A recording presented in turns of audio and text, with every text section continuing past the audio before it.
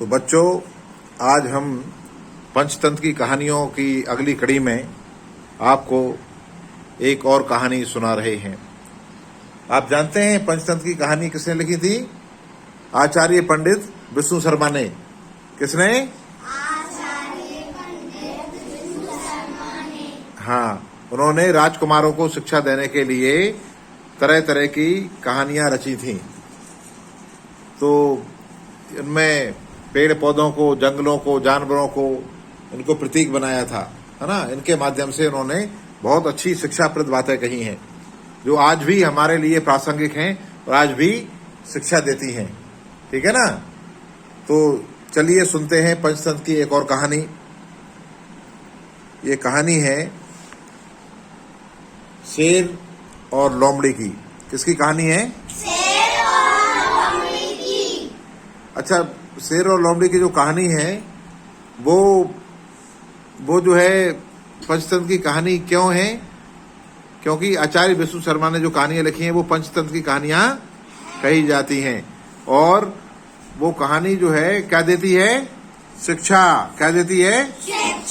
शिक्षा देती है। तो दरअसल क्या था कि एक शेर अपने परिवार के साथ रहता था। कौन रहता था? शेर। अपने परिवार के साथ, माने शेरनी के साथ रहता था। तो एक बार शेरनी गर्भवती हुई और कुछ दिनों बाद उसको बच्चे हुए। किसको? शेरनी को। तो कुछ दिनों बाद उनका अपना बच्चे भी बड़े होते हैं तो खाना वाना की, है ना, जरूरत पड़ती है। नहीं, वैसे भी पड़ती, उनको भी पड़ती थी। अब और ज्यादा पढ़ने लगी तो खुद की व्यवस्था करना, बच्चों की करना। तो अपने परिवार के लिए भोजन की तलाश में शेर अपने आसपास के जंगल में, उसी जंगल में रहता था, उसके आसपास की जगह में गया, थोड़ी दूर। ठीक है ना। अच्छा, शेर क्या खाता है? मांस खाता है ना। कोई घास फूस तो नहीं खाता ना? क्या खाता है? हमारी तरह रोटी सब्जी खाता है क्या? हाँ, हम क्या हैं? हम वेजिटेरियन हैं। हम क्या हैं? वेजिटेरियन माने शाकाहारी हैं। शेर तो शाकाहारी नहीं होता। कौन होता है? मांसाहारी। सही कहा तुमने। शेर कौन होता है? मांसाहारी होने का मतलब क्या है? क्योंकि वो मांस खाता है ना। उसकी प्रकृति है, प्रवृत्ति है, उसमें कुछ गलत नहीं है। अब उसका ऐसे शरीर बना है, ऐसा ही उसका जीवन है, ऐसी प्रवृत्ति है कि वो मांस खाता है ना। तो अब क्या हुआ कि वो गया तो उसको कुछ शिकार मिला नहीं। शिकार तो उसको मिला नहीं। पास के पेड़ के पास में छिपी हुई एक छोटी लोमड़ी थी, या लोमड़ी का बच्चा था, है ना। अब क्या हुआ कि लोमड़ी को, बच्चे को उसने पकड़ लिया। मारना पड़ा नहीं, वैसे ही पकड़ लिया। तो क्या हमला करे, पकड़ा और अपने घर ले आया और शेरनी से कहा, देखो ये रहा आपका भोजन, ये रहा आपका भोजन। इसका शिकार करके इसको अपन पकाकर खाते हैं। क्या पकाकर खाता है शेर? नहीं, इसको खाते हैं सीधे सीधे, है ना।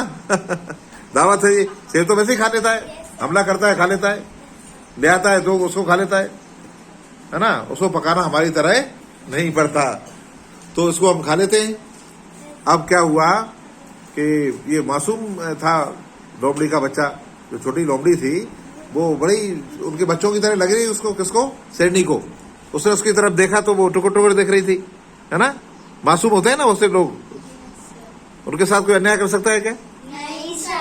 वो शेर भले था, हिंसक था, वो शेरनी थी, लेकिन जब उसकी आंखों में उसने देखा तो चूंकि उसने अपने बच्चों को कुछ दिन पहले ही जन्म दिया था, उसके छोटे छोटे बच्चे खेल रहे थे शेरनी के, उसको भी वो अपने बच्चे नजर आए उस लोमड़ी में। लोमड़ी के बच्चे में, छोटी लोमड़ी में शेरनी ने अपना बच्चा देखा तो कहा, नहीं नहीं, ये गलत बात है, हम इसका शिकार नहीं करेंगे, ये हमारा भोजन नहीं हो सकती। कितना मासूम, देखो ना इसको, है ना। ये कैसे देख रही है, ये हमारे बच्चों के साथ खेलेगी। और शेर ने जब उसकी तरफ देखा तो भोजन का क्या होगा? तो शेरनी ने कहा, भोजन की कोई